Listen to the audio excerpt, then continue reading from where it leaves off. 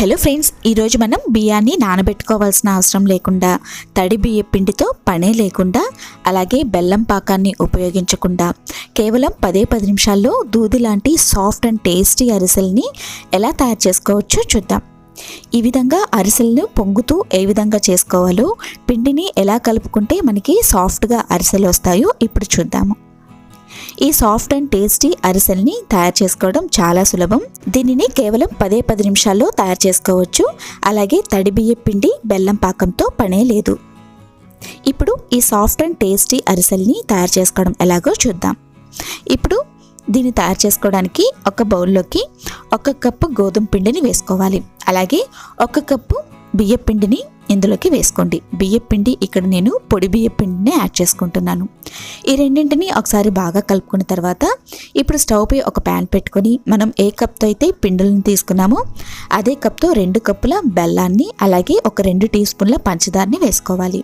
వీటితో పాటు 2 కప్పుల నీళ్ళని పోసుకొని దీన్ని బాగా కరిగించుకోవాలి. మనకి తీగపాకం, ముదురుపాకం లాంటిది అసలు అవసరమే లేదు. కాస్త బెల్లం కరిగితే సరిపోతుంది.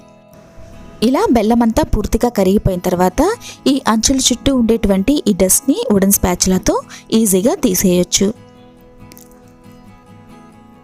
ఈ విధంగా తీసేసుకున్న తర్వాత ఇప్పుడు స్టవ్ని లో ఫ్లేమ్లోకి టర్న్ చేసుకొని ఇందులోకి 1/2 టీ స్పూన్ నెయ్యి, అలాగే కాస్తంత నువ్వుల్ని యాడ్ చేసుకోండి. ఇప్పుడు ఈ నెయ్యి కూడా ఇందులోకి బాగా కలిసిపోయిన తర్వాత మనం ముందుగా కలిపి పెట్టుకున్నటువంటి పిండిని ఇందులోకి వేసుకోవాలి. అంటే గోధుమ పిండి, బియ్య పిండి రెండింటిని కలుపుకున్నాం కదా, ఆ పిండిని ఇందులోకి వేసుకొని ఉండలు లేకుండా బాగా కలుపుకోవాలి. ఈ విధంగా ఉండలు లేకుండా ప్యాన్ నుంచి ఇది బాగా సపరేట్ అవ్వాలి. మీరు కావాలంటే ఇందులోకి ఎక్స్ట్రాగా మరొక టీ స్పూన్ నెయ్యిని యాడ్ చేసుకోవచ్చు. మనం ఈ అరిసెలు చేసుకునేటప్పుడు నెయ్యి క్వాంటిటీ అనేది తక్కువగానే పడుతుంది. ఇప్పుడు ఈ విధంగా బాగా కలుపుకుంటూ ప్యాన్ నుంచి సపరేట్ చేసుకోవాలి. ఇలా ప్యాన్ నుంచి సపరేట్ అయిన తర్వాత ఇప్పుడు స్టవ్ని ఆపేసుకొని దీన్ని ఒక 10 నిమిషాల పాటు చల్లారనివ్వాలి. ఇలా బాగా చల్లారిన తర్వాత చేతికి కాస్త నెయ్యిని అప్లై చేసుకుంటూ చిన్న చిన్న బాల్స్గా తయారు చేసుకోవాలి. ఇప్పుడు ఏదైనా పాలిథిన్ పేపర్ కానీ కవర్ని కానీ తీసుకొని దానిపైన ఈ ఒక్కొక్క ముద్దను పెట్టుకొని అరిసెలాగా ప్రెస్ చేసుకోవాలి.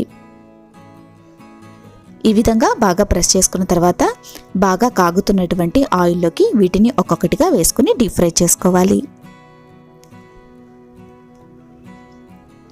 ఇది వేసుకున్న 1 నిమిషం తర్వాత బాగా పొంగుతూ వస్తుంది.